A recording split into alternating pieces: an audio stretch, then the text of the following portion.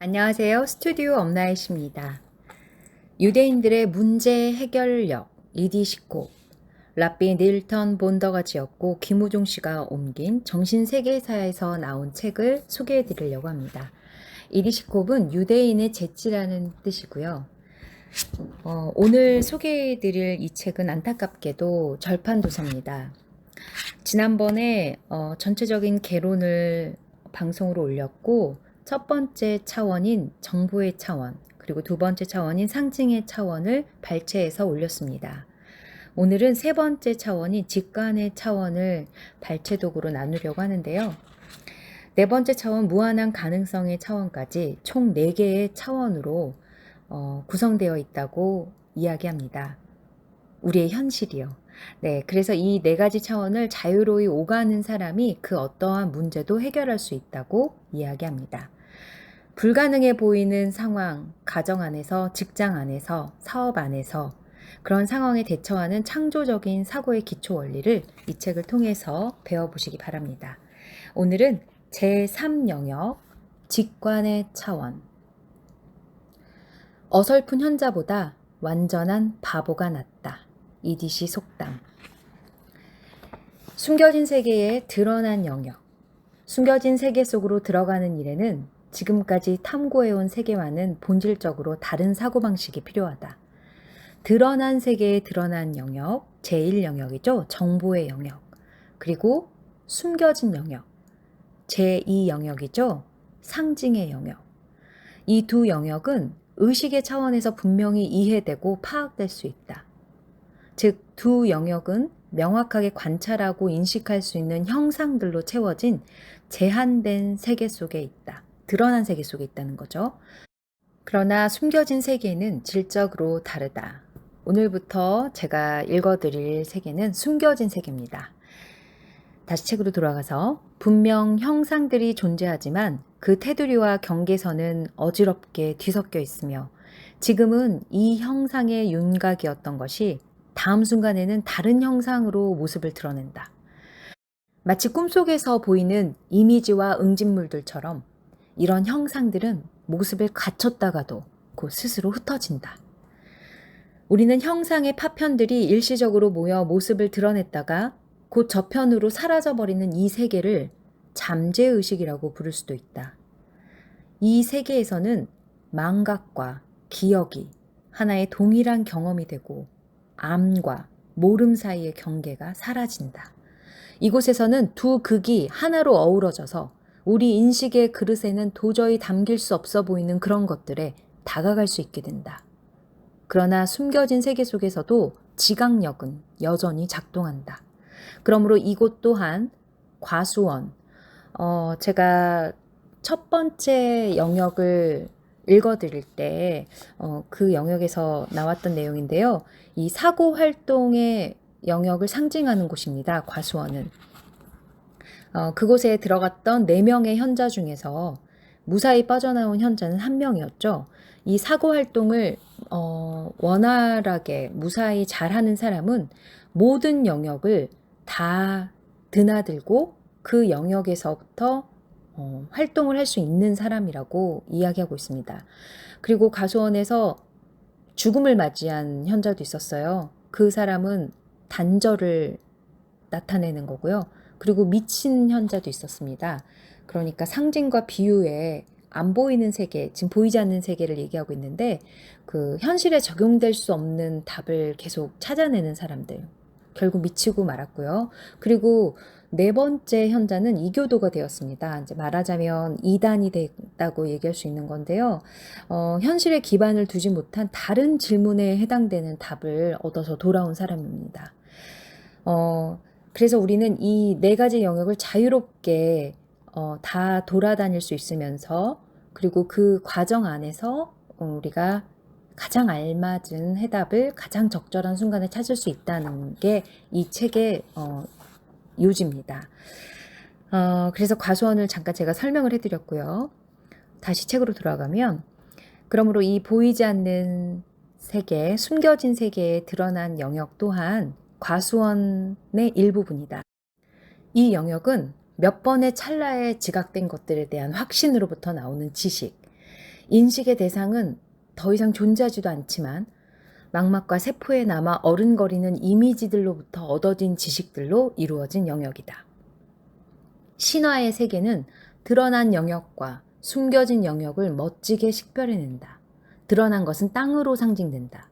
동물들의 인식에 있어서 땅의 중요한 성질은 그것이 식별 가능하다는 사실이다. 산 꼭대기에서 평원을 내려다보는 짐승에게는 그곳의 온갖 형상들이 분명히 보일 것이다. 동물들, 나무, 새, 바위, 시내 등등은 모두 식별할 수 있는 대상들이다. 눈은 사물을 분간하고 형상들을 붙잡는다. 한편 숨겨진 세계는 물, 그러니까 water, 더 정확히 말하면 바다로 상징된다. 바다를 볼 때 우리는 그 안에 셀 수 없이 많은 창조물과 형상들을 구별할 수 없다. 우리가 보는 것은 단편들과 조각들로 넘쳐나는 유동적인 하나의 전체, 그 집합적인 어떤 것이다. 바다라는 하나의 덩어리는 바라보지 않은 채로 그 안에 특정한 개체만 따로 관찰할 수는 없다. 이해가 되시죠? 바닷속의 형상들은 지구를 둘러싼 대기보다도 엄청나게 밀도가 높은 물이라는 매개체를 통해야만 존재할 수 있다. 그런데 문제는 우리가 형상을 그 매개체로부터 분리시키는데 어려움을 가지고 있다는 점이다. 그래서 숨겨진 세계에 대한 우리의 시야는 오리무중이다. 그러나 배경 지식 없이 문제를 풀 수 없듯이 매개체를 모르고 어떤 형상을 이해하는 것은 불가능하다. 이 이상한 세계는 어떤 뚜렷한 구체성을 띠지 않으면서도 드러난 세계의 모습을 드러낼 수 있는 비밀스러운 것들을 품고 있다. 숨겨진 세계는 우리를 깜짝 놀라게 하는 특징이 있다. 우리는 이 세계의 불가능성과 공존할 수 있다. 드러난 영역 속에서 불가능하다고 여겨지는 많은 일들이 실은 숨겨진 세계가 모습을 드러낸 것일 뿐이다. 유대인들의 역사가 특히 이런 점을 깨우쳐주는 본보기이다. 이들의 역사는 불가능한 문제가 제시되고 그것이 결국 어떻게 해결되는지에 대한 이야기들로 점철되어 있다. 성경에는 노예 신분을 벗어나 이집트를 탈출한 유대인들의 이야기가 나온다. 그러나 그들은 신분을 자유롭게 해주겠다는 약속을 번복해버린 파라오의 막강한 군대에 포위되는 처지가 된다. 그들은 다시 옛날로 돌아가게 할 대단히 구체적인, 그러니까 드러난 영역의 힘들로 둘러싸였다. 등 뒤로는 그 당시 가장 거대한 문명의 가장 강한 군대가 진을 치고 있었고, 눈앞에는 이 땅의 생명체들을 조금도 빈틈없이 막아서는 장애물인 바다가 있었다. 도망갈 곳은 전혀 없었다. 그들이 마주한 위기는 땅 위, 즉 드러난 세계의 차원에서는 해결할 수 없는 것이었다. 따라서 그 해결책은 바다에 의한 것, 즉 판타지 영화처럼 물길이 열리는 방식이어야만 했다. 논리와 합리적인 추론으로는 이집트의 대규모 군대와 전차들 사이를 뚫고 나갈 육로를 도저히 찾을 수 없었으므로 유대인들의 계획은 벽에 부딪히게 되었고 그제야 그들은 불가능성의 영역으로 눈을 돌렸다.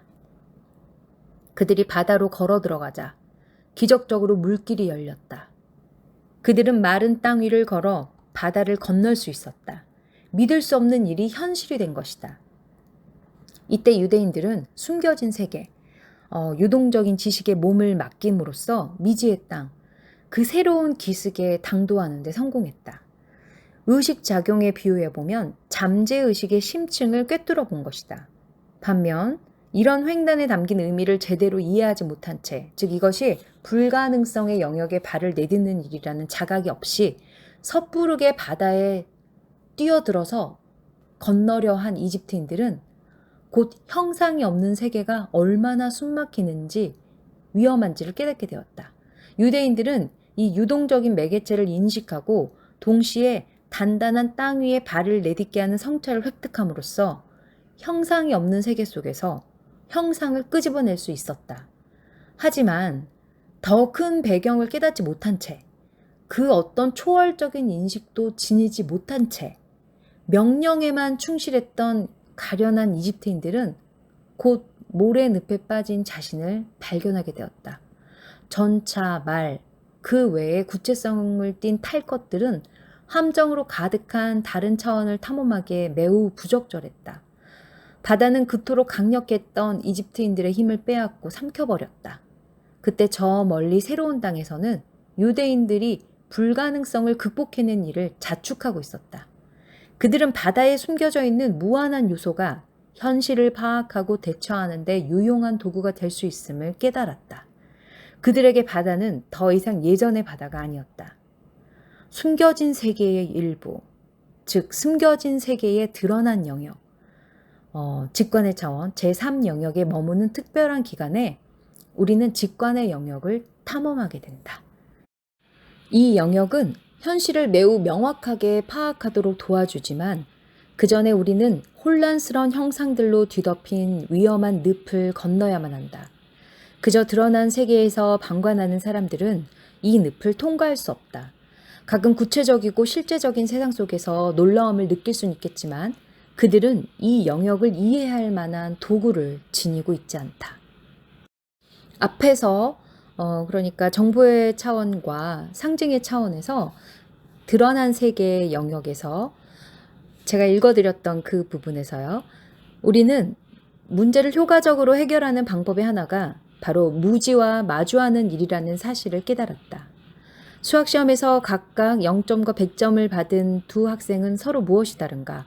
그 둘의 지능이 같다면 시험 점수의 극단적인 차이는 자신의 무지를 파악하는 능력의 차이에서 비롯된다.